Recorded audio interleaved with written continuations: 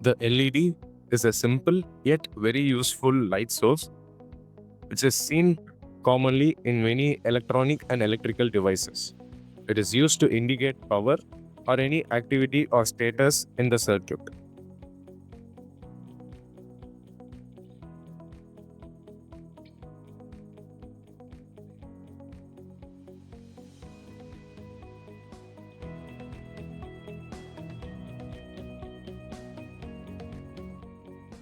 Let us now take a look at the code where the LED fades smoothly in and out by varying its brightness.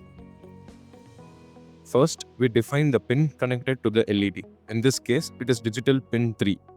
The setup function is empty because no special configuration is needed besides default pin behavior. In the loop function, we use two for loops. One to gradually increase the brightness from 0 to 255 and the other to decrease it back to 0.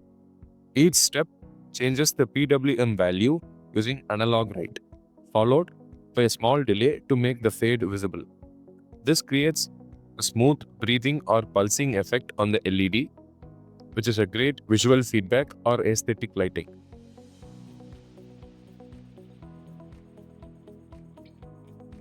You can spot the LED turning on and turning off, creating a smooth pulsing effect.